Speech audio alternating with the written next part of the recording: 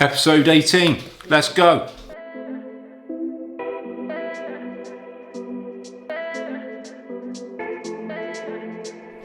Thank you for all the comments and the feedback on the latest video. It's been very well received. If you've got any suggestions for videos and video ideas, please drop them in the comments, because it's actually a struggle trying to think of a theme for each week. So any suggestions would be greatly appreciated, and I'll do my best to cover them and give me a bit of inspiration. So obviously last week I used the Magnet XL, or whatever it's called, I can't quite remember, and this week I'll be using the Brick Buddy, and then I can do a direct comparison between the two and give you a bit of feedback on which one I prefer.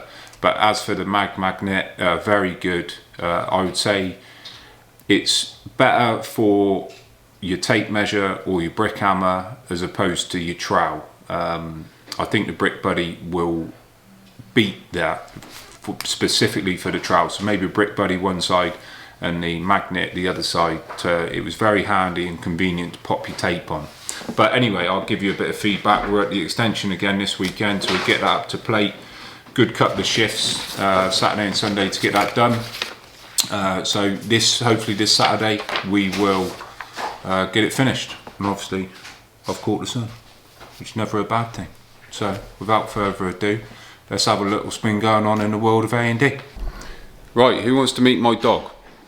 Let's go and meet him. Here he is. Hey, stay there. This is Dante. He's born in December 2020. So that makes him, 17 months old. He's 17 months old, and he's an Italian Mastiff. Hey, Dante, come. Dante, come. Sit, good boy. He's an Italian Mastiff. He's all the way from Russia. Yes, he's got cropped ears, which I know people are not going to like, but I like it. And they got quite big ears, and they actually do get in the way.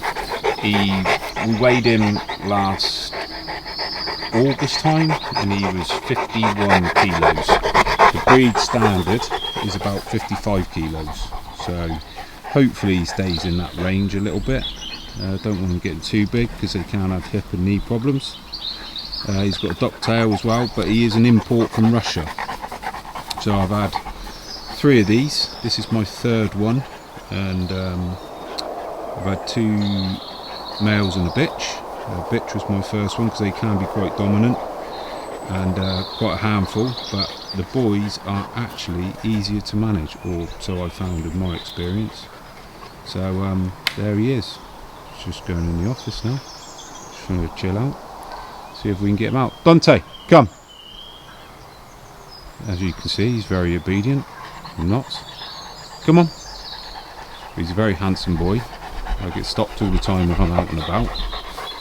And he's a bit slobbery, but they're not the most slobberiest Mastiff. They are the least slobberist.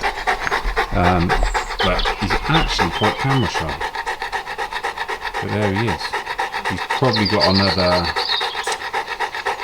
Probably December this year, I reckon he will stop growing. His head will split and widen. Probably put a bit more muscle on, or fill out a bit. He's just a teenager at the moment. But there he is, all the way from Russia. We didn't get him till he was 6 months old because of lockdown and restrictions and travel restrictions, and then the transportation company wouldn't go into Russia to pick him up because of the trouble in Ukraine. All the troops were on the borders, and this was before they obviously actually invaded. But we finally got him after months of waiting. We got him on May the 31st last year. So he's got big old paws, look. But he's a big softie. I've got 2 children, and they're absolutely good as gold, these dogs. And I wouldn't have any other breed, to be honest. He's a bit daft, but he's a big friendly giant. Very protective of the home and the family, but once he's your mate for life. unless you piss him off, and then he'll just lick you. But there he is. That's Dante, the Italian Mastiff, also known as a cane corso or a cane corso as they pronounce it in America, but I prefer cane corso. Actually quite common now, but some really bad examples of the breeds in this country, so I have decided I've imported my last two. My first one was from the UK, and unfortunately that breeder stopped breeding them, but he has started up again, but I'd already ordered Dante, and I didn't want to change. My other two have been black. See if I can put some pictures on screen. And this is my fawn one. First time I've sort of seen one that I liked in fawn. His dad is 65 kilos, which is way out of the breed standard, but he's one big dog. So hopefully Dante won't be that big. Doesn't need to be that big. But there he is. He's a good boy, isn't he, mate? Eh? Yeah, good boy, isn't he? There he is, big friendly giant. So I'll try and keep you updated on these Morton Premiers, which is the house type that featured last week, you know, with the stone coins and the protection on, which I thought was an incredibly nice, neat job. So I'll keep you updated because it's got an increased joist height on these two house types here. I think it's like 2.7. So I'll give you a little bit of an update on that, and just keep your guided tour as the plot goes up, because it is seriously a nice house type, and it's my favourite house type. And if anything goes wrong with these sales, I will be trying to jump in and pick one up for myself. But let's have a look. So joist lift going round. Obviously the coins have been extended now on the joist lift. It's a 2.7 joist lift. So as you can see, quite a significant ceiling height.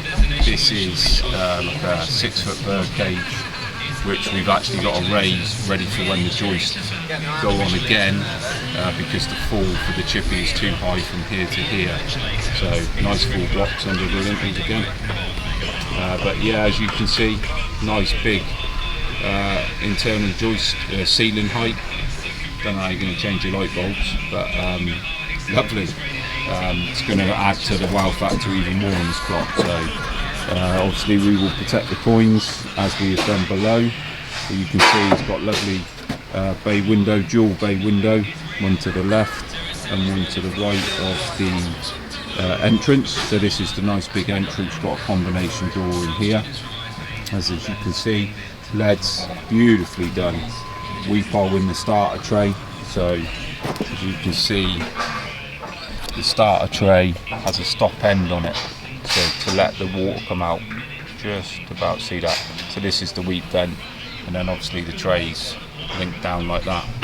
But again, lovely bit of stonework, nice and neat, done by the lads. Attention to detail, good gang these are, really good.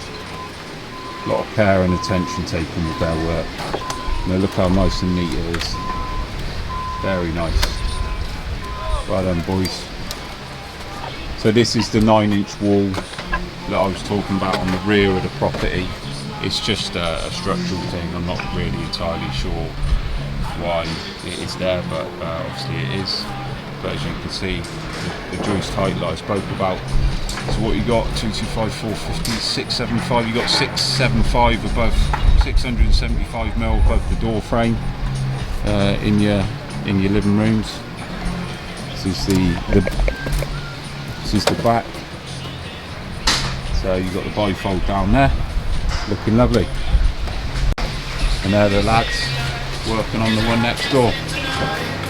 So plenty of brickwork reinforcement going in from the stonework.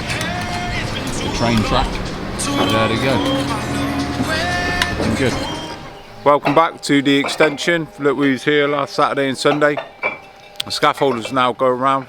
So we'll get it up to the underside of ceiling height, and then it's got a little bit of a parapet wall on top, and then it's got like a flat roof detail with a lantern in there as well. So we're bring it round to top of frame first to lintel height, and then we'll find the joist height, and then we'll bring the brickwork up level, and then we've got a few courses above it. We won't know exactly where it's going to be until the roof's gone on, so we'll have to revisit it just to finish up.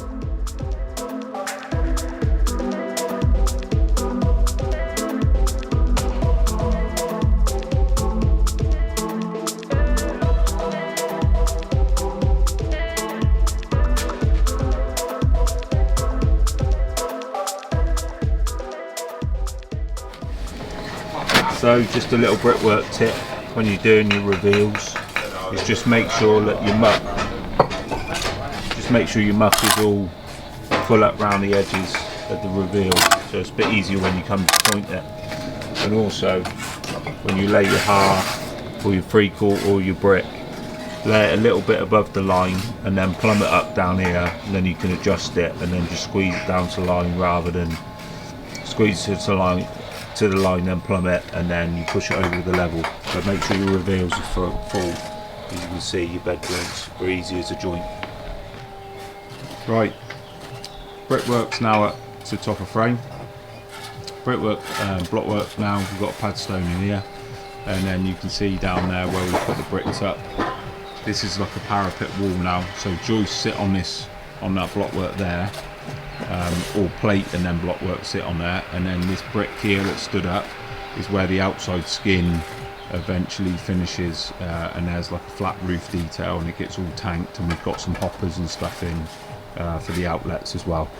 But that's the height so far.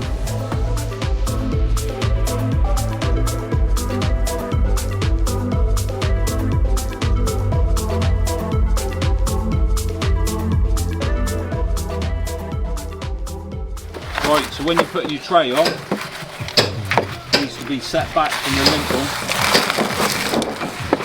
So if you use a brick,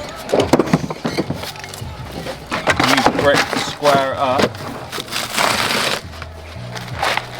You know it's all nice and square. Run the brick round. Set it back from the face of the lintel a bit. So it's all nice and square, so you know when the lintel goes across, the damp's not poking out. So you've got to be a minimum distance past the lintel. So we want to be, in here somewhere. So we're at least 225, a bit more 300. So we're going to come to there. So can you film this bit? So if you just cut it at the end of the brick.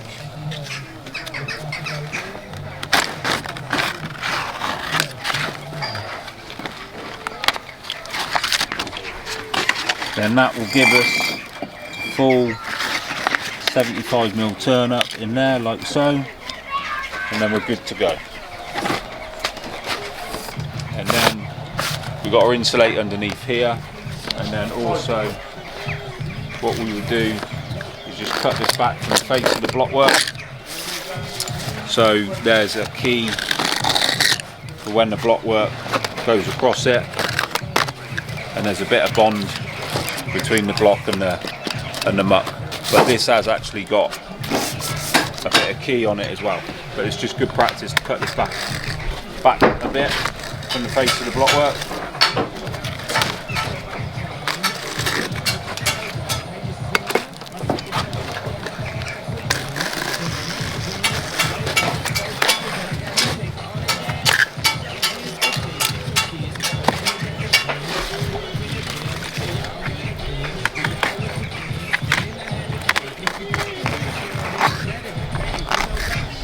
So still plenty of key on the blockwork,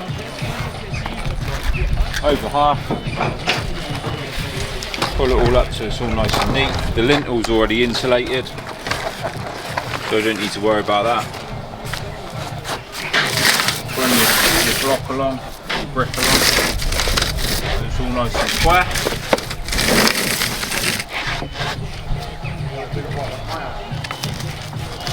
And that is how you put a tray on.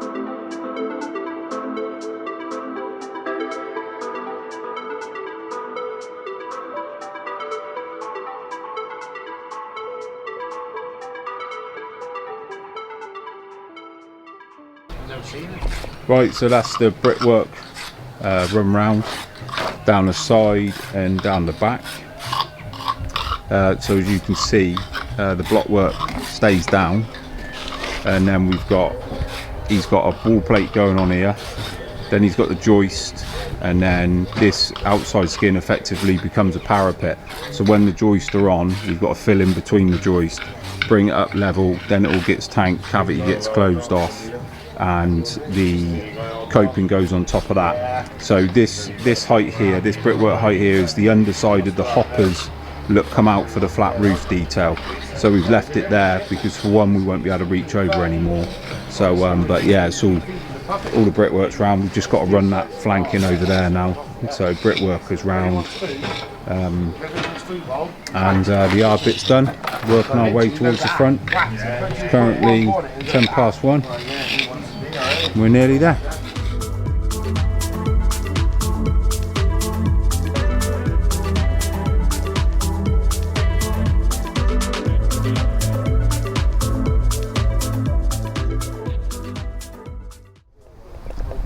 So that's the brickwork done.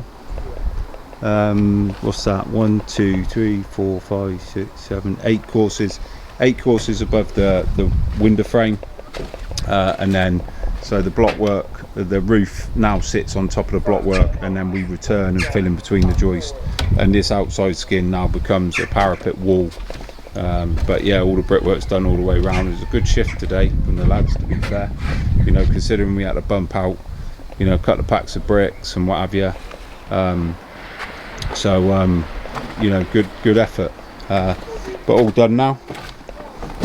Bricks are horrendous, LBCs, they're horrendous but cost a fortune, but other than that it's all good. Looks nice, blends in really well, blends in with the existing house well, so it's a good match. It's all that counts. Customer's very happy. So that's it. See you next week. Please like, comment and subscribe.